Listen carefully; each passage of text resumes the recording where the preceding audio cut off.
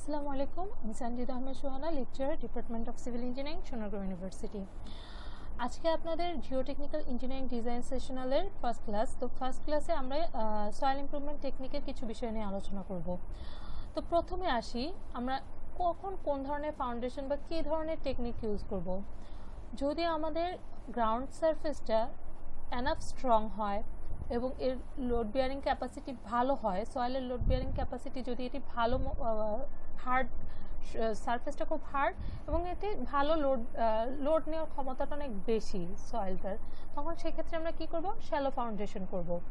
কিন্তু আমাদের দেখা গেল টপ সয়েলটা উইক, লুজ, সফট, এই সকল ক্ষেত্রে তখন আমরা কি করব, সুপার স্ট্রাকচারটাকে স্ট্যাবল রাখার জন্য বিল্ডিংয়ের উপরে তখন আমরা ডিপ ফাউন্ডেশন করতে পারি।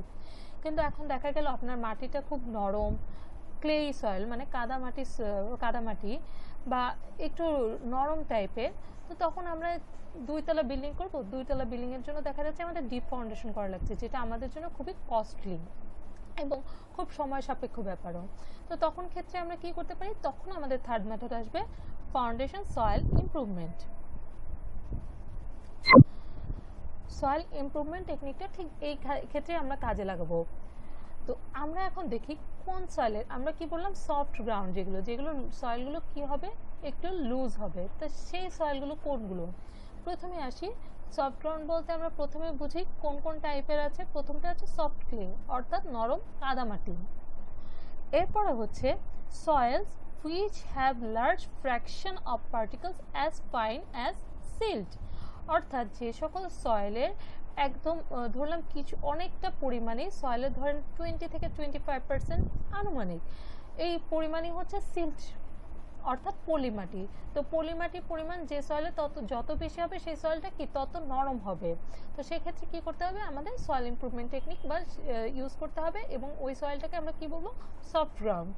এরপর হচ্ছে clay soils which have high moisture content, অর্থাৎ কাদামাটি যেখানে আরও বেশি পানি আছে, পানির পরিমাণটা অনেক বেশি। পিট ফাউন্ডেশন বা পিট সয়েল কোনটা, যেখানে আমাদের অর্গানিক ম্যাটার 20%-এরও বেশি, অর্থাৎ জৈব পদার্থ। যেমন ধরেন আমরা কোনো একটা গার্বেজ এরিয়া, যেখানে আমরা বর্জ্য পদার্থ ফেলি, সেই ধরনের একটা এরিয়াতে পরবর্তীতে আমরা বিল্ডিং করব। তো ওই বিল্ডিংয়ে এখন ওই মাটিতে কি বর্জ্য পদার্থ বা অর্গানিক ম্যাটারের পরিমাণ বেশি, জৈব পদার্থের পরিমাণ বেশি, যা পচনশীল। এর জন্য হয় কি, জায়গাটা খুব নরম হয়ে যায়, ওই সয়েলটাকে আমরা কি বলবো, তখন সফট গ্রাউন্ড বলবো। Sand deposits with a loose state under water table. Water টেবিলটা কি, যেখানে মাটির মনে করেন যে পানির উপরে যে স্তরটা আছে, যেখানে মাটি ফুললি স্যাচুরেটেড থাকে, মানে যতটুকু পানি এই সয়েলটা নিতে পারে ঠিক ততটুকু পানি এর ভিতরে আছে, কোনো এয়ার ভয়েড নেই। সেই সয়েলটা কি থাকে, অনেক পানি থাকে, সেটাকে আমরা কি বলছি, সফট গ্রাউন্ড বলছি।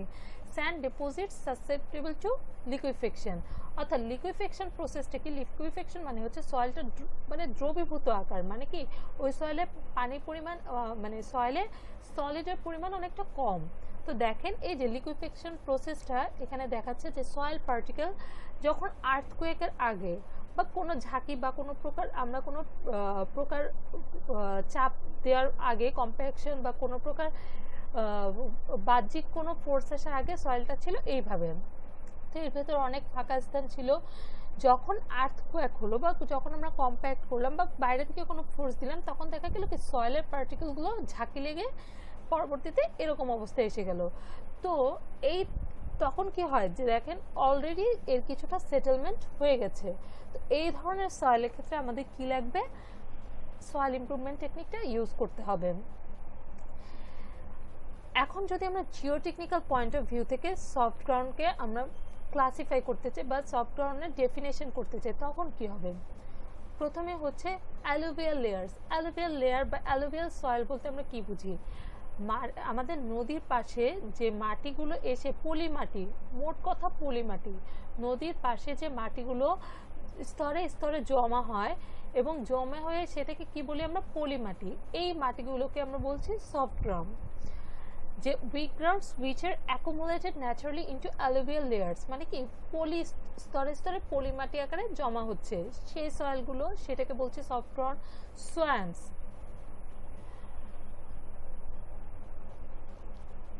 সোয়াম্প মানে কি আপনাদের জলাভূমি, জলাভূমির যে মাটিগুলো থাকে, জলাভূমির আশেপাশে বা জলাভূমিতে যে মাটিগুলো থাকে সেগুলো কি, সেগুলো হচ্ছে সফট গ্রাউন্ড। তো অনেক সময় এখন দেখা যাচ্ছে যে জলাভূমি আমরা ফিল আপ করে কি করছি, বিল্ডিং তৈরি করছি, কিন্তু সেই সব ক্ষেত্রে আমাদের অবশ্যই মনে রাখতে হবে এই বিল্ডিং এর পানিগুলো কি হচ্ছে, এই বিল্ডিং এর এই জলাভূমির যে মাটিগুলো ছিল সেগুলো সফট গ্রাউন্ড, অর্থাৎ এর সয়েল ইমপ্রুভমেন্টের দরকার আছে।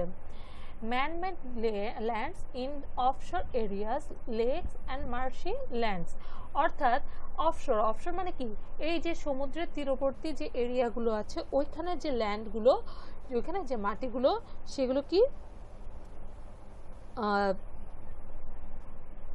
Soft ground.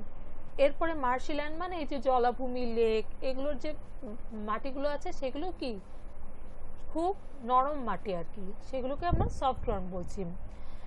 এই যে সফট গ্রাউন্ড, এইগুলো আমরা কিভাবে এই মাটিগুলোকে ইউজ করতে পারি বা এইগুলোকে কিভাবে আমরা এখানে বিল্ডিং করব।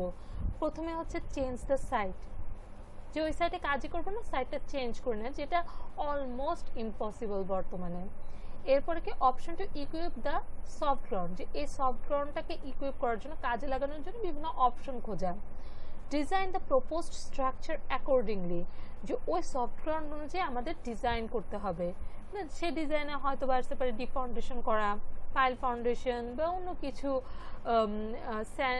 সিমেন্ট গ্রাউটিং করা, এটসেট্রা, সেই অনুযায়ী আমরা হচ্ছে আমরা স্ট্রাকচারটা ডিজাইন করব।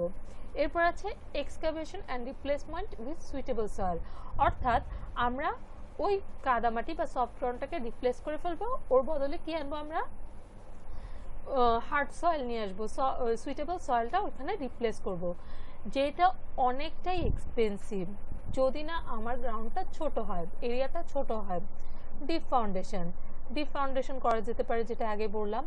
Wait until natural consolidation take place, অর্থাৎ আমরা কিছু একটা দিয়ে চাপা রেখে দিলাম বা কিছু একটা ন্যাচারাল কনসলিডেশনের জন্য আমরা ওয়েট করতে পারি। ন্যাচারাল কনসলিডেশন হচ্ছে ধীরে ধীরে আমরা বাহ্যিক কোনো কম্প্যাক্ট কি করি, আমরা ইনিশিয়ালি একটা সাথে একটা কি করছি, ইম্প্যাক্ট লোড দিচ্ছি, যে আমরা হঠাৎ করে লোড দিচ্ছি, সাডেন লোড দিচ্ছি, কিন্তু কনসলিডেশন কি, একটা লোড ধীরে ধীরে ওইখানে থাকবে। মনে করেন 5 কেজি একটা লোড দিলাম, একটু মাটির উপরে 5 কেজি লোড দিলাম, 5 কেজি লোডটা অনেক দিন ধরে থাকার ফলে কি হয়, কনসলিডেশনে যে ওই সয়েলের ভিতরে যে পানিটা আছে পানিটাও আস্তে আস্তে রিমুভ হয়ে যায়, কিন্তু কম্প্যাক্টে কিন্তু আমার পানি রিমুভ হয় না। আমি যখন সয়েলটাকে কম্প্যাক্ট করি তখন শুধুমাত্র ওর ভিতর থেকে এয়ার, যে ভয়েড এয়ার থাকে, যে ভয়েডটুকু থাকে এয়ার ভয়েড, ওইটুকুই শুধু লুজ করতে পারি। এরপর অপশন ফর কেমিক্যাল স্ট্যাবিলাইজেশন, বিভিন্ন কেমিক্যাল অ্যাডমিক্সচার ইউজ করে আমরা সয়েলটাকে ইমপ্রুভ করতে পারি, ওই সয়েলটাকে একটু স্ট্যাবল সয়েলে আনতে পারি। এরপর আসে অ্যাকচুয়ালি সয়েল ইমপ্রুভমেন্ট কি। Soil improvement is frequently termed soil stabilization. Soil ইমপ্রুভমেন্টকে আমরা কি বলছি, সয়েলটাকে স্ট্যাবল করা, which in its broadest sense is alternation of any property of a soil to improve its engineering performance, অর্থাৎ সয়েলের যে কোনো একটা প্রপার্টিকে আমরা কি করে ফেলছি, অল্টার করে ফেলছি। যেমন যদি লুজ সয়েল থেকে সেটাকে কি করে ফেলছি, আমরা হার্ড করে ফেলছি, এমন কোনো প্রসেস ইউজ করব যার ফলে সয়েলটা হার্ড হয়ে যাবে। তার মানে কি, পুরোপুরি ইঞ্জিনিয়ারিং পারফরমেন্সটা আমরা ইমপ্রুভ করার জন্য, সয়েলের ইঞ্জিনিয়ারিং পারফরমেন্সটা ইমপ্রুভ করার জন্য আমরা কি করছি, সয়েলের প্রপার্টিটাই চেঞ্জ করে ফেলছি।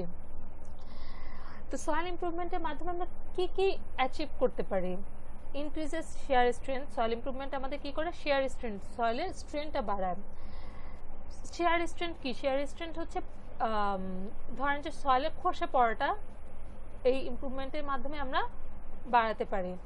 রিডিউসেস পারমিয়াবিলিটি, পারমিয়াবিলিটি কি, পারমিয়াবিলিটি হচ্ছে ওয়াটারকে পারমিট করা, মানে আমাদের সয়েলের পারমিয়াবিলিটি, যার পারমিয়াবিলিটি অর্থ কি, পানি কতটুকু এই সয়েলকে ভেদ করে চলে আসতে পারে, ঠিক আছে, এই সয়েলকে ভেদ করে কতটুকু পানি আসতে পারে, এটাই হচ্ছে permeability.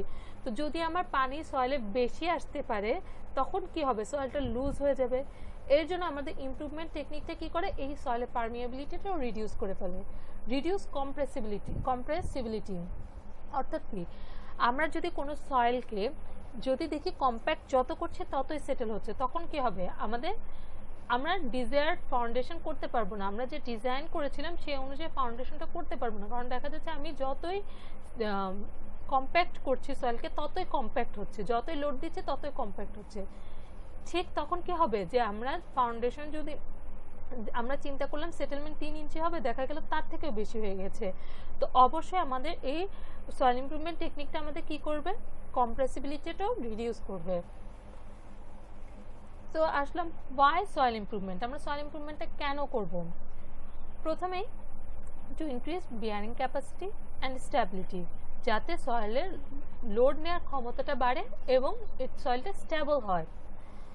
To reduce post construction settlement, যে আমি বিল্ডিং করা হয়ে গেল, বিল্ডিং করার পরে দেখা গেল যে সেটেলমেন্ট মাটি সেটেলমেন্ট হচ্ছে, তখন কি হবে, তখন তো আমরা বিল্ডিংটাকে আমাদের হয় ডিজাইনটা ফেল করবে, নাহলে তো আমরা এই বিল্ডিংটাকে আর কোনোভাবেই এই সেটেলমেন্টে রোধ করতে পারবো না।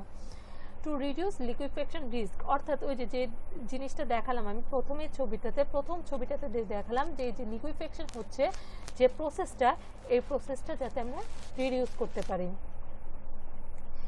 অ্যাডভান্টেজেস, কি কি অ্যাডভান্টেজেস হয় এই সয়েল ইমপ্রুভমেন্টের কারণে, আমরা ডিপ ফাউন্ডেশনটা অ্যাভয়েড করতে পারি। এই যে বললাম, যদি আমরা 2 তলা 3 তলা বিল্ডিং করি, তার জন্য যদি আমরা ডিপ ফাউন্ডেশন করি, তাহলে আমাদের জন্য এই প্রসেসটা খুবই কস্টলি হয়ে যায় এবং অনেক সময় সাপেক্ষ হয়ে যায়। তো এই ক্ষেত্রে আমরা ডিপ ফাউন্ডেশনটা অ্যাভয়েড করতে পারি। অ্যাভয়েড সয়েল রিপ্লেসমেন্ট, বললাম যে সয়েল রিপ্লেস করা, এই সফট সয়েল আমি রিপ্লেস করব, কোনো একটা জায়গায় রাখবো, ওইখান থেকে আবার আমরা কোনো একটা হার্ড সয়েল বা আমাদের জন্য যে সুইটেবল সয়েল ওইটা এনে আবার সারফেসে করব, তারপর ওটাকে আবার কম্প্যাক্ট করব। এটা তো ছোট এরিয়ার জন্য যাওয়া সম্ভব, কিন্তু যদি আমার লার্জার এরিয়া হয় সেক্ষেত্রে আমাদের জন্য অনেকটাই অসম্ভব হয়ে পড়ে। নেক্সট, সেভ টাইম, এই যে সয়েল রিপ্লেসমেন্ট করা বা ডিপ ফাউন্ডেশন করতে গেলাম, তখন কি হয়, আমার অনেক টাইমের প্রয়োজন হয়। এই সয়েল ইমপ্রুভমেন্টের মাধ্যমে আমরা কি করতে পারি, টাইমটা অনেকটা রিডিউস করে আনতে পারি। অ্যাভয়েড টু চেঞ্জ সাইড, যে আমরা কি বললাম, যদি আমার সয়েলটা খুব সফট হয়, এইদার আমরা ডিপ ফাউন্ডেশন করব, না হলে আমরা কি করতে হবে, এই সাইডটা চেঞ্জ করতে হবে। এবং সেভ মানিও সেভ করা যায়।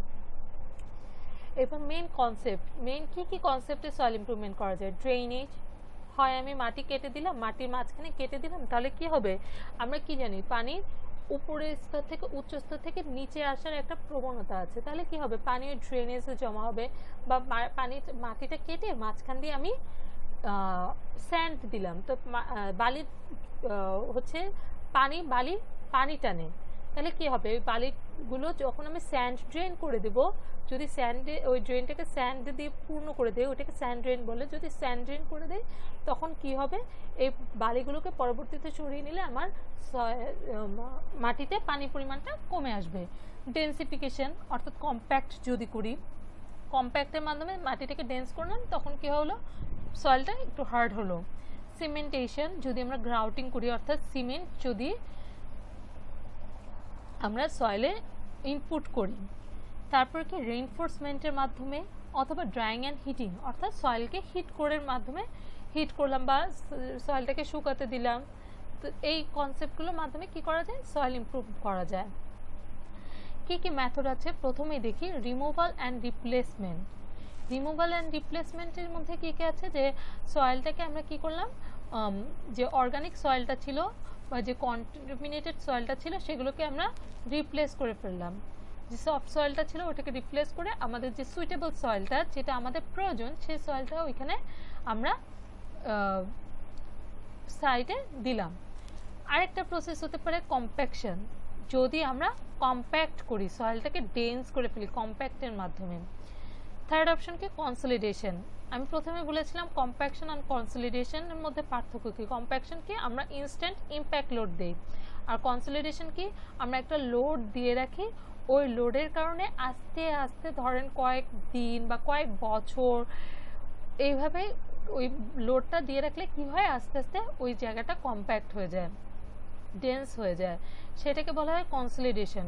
কনসলিডেশনের মাধ্যমে আমরা সয়েলে এয়ার ভয়েড প্লাস ওয়াটার, যে ওয়াটার থাকে ওটা আমরা রিমুভ করতে পারি, কিন্তু কম্প্যাকশনে শুধুমাত্র আমরা এয়ারভারটাই রিমুভ করি। এরপরে গ্রাউটিং। গ্রাউটিং বললাম সিমেন্টের গ্রাউট মানে কি, সিমেন্টের পানির মিশ্রণ, ওটা দিয়ে কি করা যায়, সয়েলটাকে ইমপ্রুভ করা যায়। সয়েল স্ট্যাবিলাইজেশন, বিভিন্ন ধরনের অ্যাডমিক্সচার হয় কেমিক্যাল বা আয়ন এক্সচেঞ্জের মাধ্যমে আমরা কি করতে পারি, সয়েলটাকে স্ট্যাবল করতে পারি। থার্মাল স্ট্যাবিলাইজেশন মানে ড্রাই এর হিটিং প্রসেসের মাধ্যমে। আরেকটা হতে পারে রেইনফোর্সমেন্ট, বিভিন্ন ধরনের জিওটেক্সটাইল এলিমেন্টস এখন বাজারে পাওয়া যায় যেগুলোর মাধ্যমে সয়েল ইমপ্রুভমেন্ট করা যায়, যেগুলো আমরা পরবর্তীতে দেখব। এরপরে আছে removal and replacement method. Removal and replacement method one of the oldest and simplest method. যে কি হলো, আমার সয়েলটা সফট, রিমুভ করো, ভালো সয়েল এনে রিপ্লেস করো। এইটা কোথায় করা হয়, এই যে বললাম যে গ্রাউন্ড ওয়াটার টেবিল, যেখানে সয়েলগুলো ফুললি স্যাচুরেটেড থাকে অর্থাৎ খুবই সফট থাকে, সেই সকল সয়েলের ক্ষেত্রে এই রিমুভাল অ্যান্ড রিপ্লেসমেন্ট মেথডটা ইউজ করা যায়।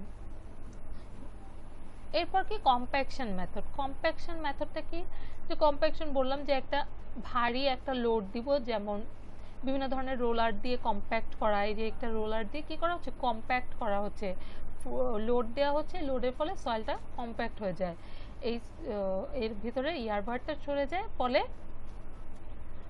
সয়েলটা কম্প্যাক্ট হয়ে যায়।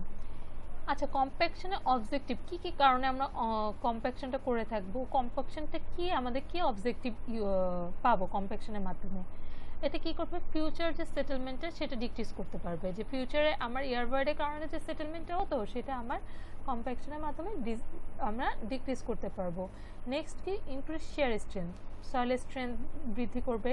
ডিক্রিজ পারমিয়াবিলিটি, কম্প্যাকশনের মাধ্যমে ওই যে এয়ারবার্ড ছিল ওইখানে যে পানি পারমিয়াবিলিটির যে সুযোগটা ছিল সেটা ডিক্রিজ হয়ে গেল।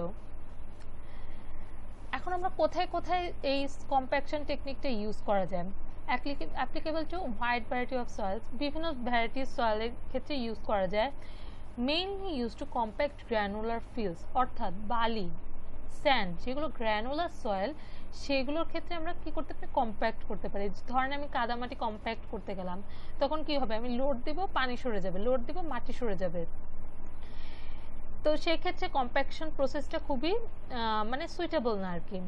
Particularly useful for compacting rock fields, অর্থাৎ যেগুলো মাটি পাথরের মাটি সেগুলোর কম্প্যাক্টিং মাধ্যমে আমরা কি করতে পারি, এয়ারবারটা দূর করতে পারি। এরপরে West dump, sanitary ল্যান্ডফিলস, mine West, অর্থাৎ যেগুলো অর্গানিক ম্যাটার, যে সকল সয়েলে অর্গানিক ম্যাটারের পরিমাণ বেশি সেই সকল ক্ষেত্রেও কম্প্যাকশন টেকনিকটা ইউজ করা যায়। তো আজকে এই পর্যন্ত ছিল, পরবর্তীতে আমরা এই ইমপ্রুভমেন্ট টেকনিক নিয়ে আরও বেশি আলোচনা করব।